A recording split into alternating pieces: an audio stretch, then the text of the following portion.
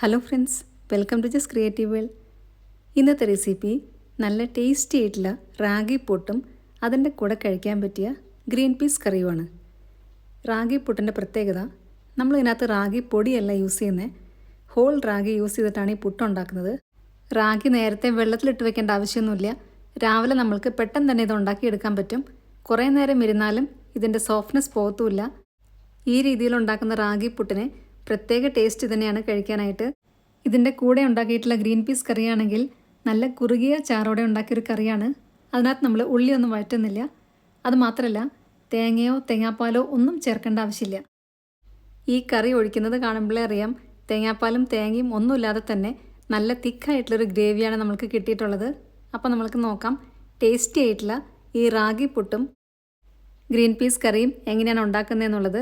അതിനായിട്ട് 1 കപ്പ് റാഗി എടുത്തിട്ടുണ്ട്. ഇത് ഗ്ലാസ്സിലെടുത്താലും കുഴപ്പമില്ല. ഇനി ഇത് 3-4 പ്രാവശ്യം നന്നായിട്ടൊന്ന് കഴുകിയെടുക്കുക. ഇത് കഴുകിയെടുത്തു കഴിഞ്ഞാൽ നമ്മൾക്ക് പുട്ടും കലത്തിൽ വെള്ളം വയ്ക്കാം.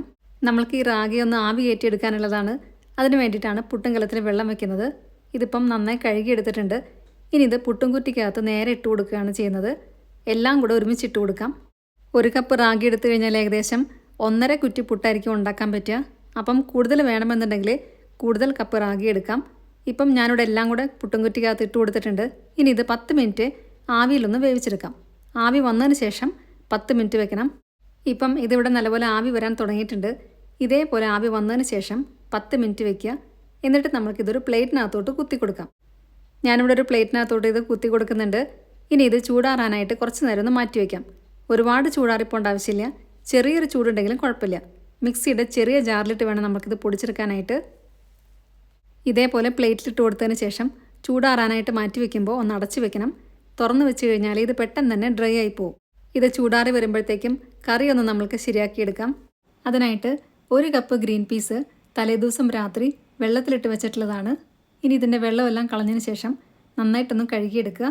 ഇനി മിക്സിയുടെ ചെറിയ ജാറെടുത്ത് അതിനകത്തേക്ക് 1 കഷ്ണം ഇഞ്ചി, കുറച്ച് കറിവേപ്പില, 2 പച്ചമുളക്, കുറച്ച് വെളുത്തുള്ളി, 4 ചെറിയ ഉള്ളി ഇത്രയും ഇട്ട് കൊടുക്കുക. ഇത് നന്നായിട്ടൊന്ന് ക്രഷ് ചെയ്തെടുക്കുക. ഒരുപാട് അരയ്ക്കേണ്ട ആവശ്യമില്ല. നമ്മൾ ഈ കറി കുക്കറിനകത്താണ് ഉണ്ടാക്കുന്നത്. അപ്പം നമ്മൾ കുതിരാനിട്ട് വെച്ച ഗ്രീൻ പീസ് വെള്ളമൊക്കെ കളഞ്ഞതിന് ശേഷം നന്നായി കഴുകിയെടുക്കുക. ഇനി അത് കുക്കറിനകത്തോട്ട് ഇട്ട് കൊടുക്കാം.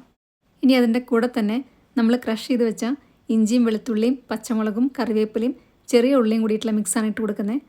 പിന്നെ ഇട്ട് കൊടുക്കുന്നത് മീഡിയം സൈസിലുള്ള ഒരു സവാള ചെറുതാക്കി എരിഞ്ഞത്, അതിൻ്റെ കൂടെ തന്നെ മീഡിയം സൈസിലുള്ള ഒരു തക്കാളി ചെറുതാക്കി എരിഞ്ഞത്. നമ്മൾ ഇതിനകത്ത് തേങ്ങയൊന്നും ചേർക്കാത്തത് കൊണ്ട് കറിക്ക് നല്ലൊരു കൊഴുപ്പും ടേസ്റ്റൊക്കെ കിട്ടാനായിട്ട് ഒരു ഉരുളക്കിഴങ്ങും ചേർക്കുന്നുണ്ട്. അതിൻ്റെ കൂടെ തന്നെ ഒരു ക്യാരറ്റും കൂടി ഇട്ട് കൊടുക്കുന്നുണ്ട്. ഇനി നമ്മൾക്ക് പൊടികളാണ് ഇട്ട് കൊടുക്കാനുള്ളത്. 1/2 ടീസ്പൂൺ കുരുമുളക് പൊടി, 1/2 ടീസ്പൂൺ മഞ്ഞൾപ്പൊടി, 1/2 ടീസ്പൂൺ ചെറിയ ജീരകത്തിൻ്റെ പൊടി, 1/2 ടീസ്പൂൺ പെരിഞ്ജീരകപ്പൊടി, 1 ടേബിൾ സ്പൂൺ മല്ലിപ്പൊടി, 1 ടീസ്പൂൺ ഗരം മസാലപ്പൊടി, 1 ടേബിൾ സ്പൂൺ മുളക് പൊടി. ഞാനിവിടെ കാശ്മീരി ചില്ലി പൗഡറാണ് ഇട്ട് കൊടുത്തിരിക്കുന്നത്. എരിവ് കൂടുതൽ വേണമെന്നുള്ളവരാണെങ്കിൽ സാധാരണ മുളക് പൊടിയും ഇട്ട് കൊടുക്കാം. ഇനി ഇട്ട് കൊടുക്കുന്നത് 3 ഏലക്ക, 1 തക്കോലം, കറിക്ക് ആവശ്യമായിട്ടുള്ള ഉപ്പും കൂടെ നമ്മൾക്ക് ഇട്ട് കൊടുക്കാം. പിന്നെ വേണ്ടത് 1 ടേബിൾ സ്പൂൺ വെളിച്ചെണ്ണ. ഇനി ഇതെല്ലാം കൂടെ നന്നായിട്ടൊന്ന് ഞെരടിയെടുക്കുക. കൈവച്ച് തന്നെ നന്നായിട്ടൊന്ന് മിക്സാക്കി കൊടുക്കുക. ഇനി നമ്മൾക്ക് ഇതിനകത്തോട്ട് വെള്ളം കൂടെ ഒഴിച്ചു കൊടുക്കാനുണ്ട്. വെള്ളത്തിൻ്റെ അളവ് എന്ന് പറയുന്നത് നമ്മൾ ഇട്ട് കൊടുത്ത ഗ്രീൻ പീസും ഉരുളക്കിഴങ്ങും ക്യാരറ്റും എല്ലാം വെള്ളത്തിൻ്റെ അടിയിൽ വേണം നിൽക്കാനായിട്ട്. ആ ഒരു ലെവലിൽ മാത്രം വെള്ളം ഒഴിച്ചു കൊടുത്താൽ മതി. അതിനുശേഷം നമ്മൾക്കിതിനി അടുപ്പത്തോട്ട് വയ്ക്കാം. 4-5 വിസിൽ വരുന്നവരെ വേവിക്കുക. ഗ്രീൻ പീസിനൊക്കെ കുറച്ചധികം വേവുണ്ടായിരിക്കും. അതുകൊണ്ട് അത് നോക്കിയിട്ട് വേണം വേവിക്കാനായിട്ട്. ഞാനിവിടെ 4 വിസിൽ വരുന്നവരെയാണ് വേവിക്കുന്നത്. അതിനുശേഷം നമ്മൾക്ക് കുക്കർ ഓഫ് ചെയ്യാം.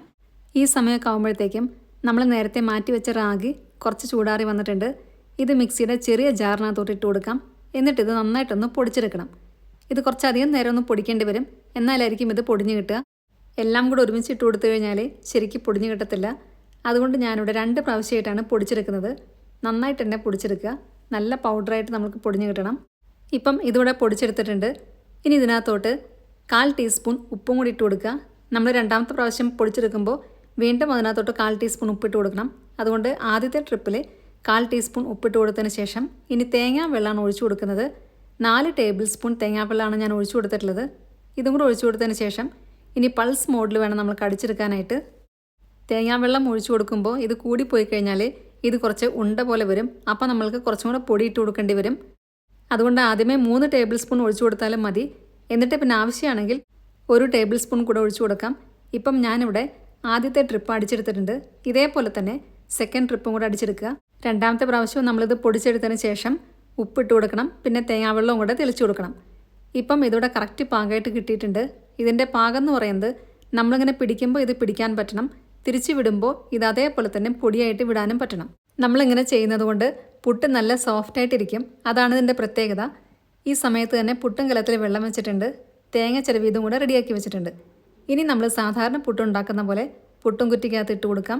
തേങ്ങയും പൊടിയും മാറി മാറി ഇട്ട് കൊടുക്കാം. തേങ്ങയിൽ വേണമെന്നുണ്ടെങ്കിൽ ഷുഗറൊക്കെ ആഡ് ചെയ്യാം. ഞാനിവിടെ ഒന്നും ആഡ് ചെയ്തിട്ടില്ല. റാഗി കഴിക്കാൻ മടിയുള്ള കുട്ടികളാണെങ്കിൽ കുറച്ച് പഞ്ചസാരയൊക്കെ വേണമെങ്കിൽ ഇട്ട് കൊടുക്കാം. ഒരു കുറ്റിക്കകത്ത് 3 പുട്ട് കിട്ടുന്ന രീതിയിലാണ് ഞാൻ ഇട്ട് കൊടുത്തിട്ടുള്ളത്. നിങ്ങൾക്ക് വേണമെന്നുണ്ടെങ്കിൽ 2 എണ്ണമായിട്ടും ഉണ്ടാക്കിയെടുക്കാം. ഞാൻ നേരത്തെ പറഞ്ഞ പോലെ 1 കപ്പ് റാഗി വെച്ചിട്ട് 1.5 കുറ്റി പുട്ടായിരിക്കും നമ്മൾക്ക് ഉണ്ടാക്കാൻ പറ്റുക. ഈ സമയമാകുമ്പോഴത്തേക്കും പുട്ടുംകലത്തിലെ വെള്ളം തിളയ്ക്കാൻ തുടങ്ങിയിട്ടുണ്ടായിരിക്കും. ഇത് നമ്മൾക്കിനി പുട്ടുംകലത്തിൻ്റെ മുകളിലോട്ട് വെച്ച് കൊടുക്കാം. ഇതേപോലെ ആവി വരാൻ തുടങ്ങിക്കഴിഞ്ഞാൽ 6 മിനിറ്റ് ഇത് വേവിച്ചെടുക്കുക. ഇത് ആവി വരുന്ന സമയം കൊണ്ട് നമ്മൾക്ക് കറി ഒന്ന് പെട്ടെന്ന് ശരിയാക്കിയെടുക്കാം. ഇപ്പം കുക്കറിൻ്റെ സ്റ്റീം എല്ലാം പോയിട്ടുണ്ട്. നമ്മൾക്ക് കുക്കറൊന്ന് തുറന്ന് നോക്കാം. കറക്റ്റ് പാകമായിട്ടെല്ലാം വെന്ത് കിട്ടിയിട്ടുണ്ട്. വെള്ളം കൂടിപ്പോയിട്ടില്ല, കുറഞ്ഞിട്ടുമില്ല. ഇനി ഇത് എല്ലാം കൂടെ നന്നായിട്ട് ഇളക്കി കൊടുക്കുക. ഉരുളക്കിഴങ്ങും ക്യാരറ്റും എല്ലാം സ്പൂൺ വെച്ചിട്ടൊന്ന് പ്രസ് ചെയ്ത് കൊടുക്കുക. എല്ലാം നന്നായിട്ട് ഉടയുന്ന രീതിയിൽ തന്നെ ഇളക്കി കൊടുക്കുക. നമ്മൾ ഇതിനകത്തോട്ട് തേങ്ങയോ തേങ്ങാപ്പാലോ ഒന്നും ഒഴിച്ചു കൊടുക്കുന്നില്ല. അതിന് പകരം സാധാരണ പാലാണ് ഒഴിച്ചു കൊടുക്കുന്നത്. ഞാനിവിടെ ഫുൾ ക്രീം മിൽക്ക് തിളപ്പിക്കാനായിട്ട് വെച്ചിട്ടുണ്ടായിരുന്നു. അതിപ്പം തിളച്ച് വന്നിട്ടുണ്ട്. ഇനി നമുക്ക് കറി ഒന്നും കൂടെ ഒന്ന് തിളപ്പിക്കാം. തിളപ്പിച്ചതിന് ശേഷം അതിനകത്തോട്ട് കറിവേപ്പിലയും കൂടി ഇട്ട് കൊടുക്കാം. കറിവേപ്പിലയും കൂടി ഇട്ട് കൊടുത്തതിന് ശേഷം 1 മിനിറ്റ് മാത്രം തിളപ്പിച്ച് നമ്മൾക്ക് കറി ഓഫ് ചെയ്യാം.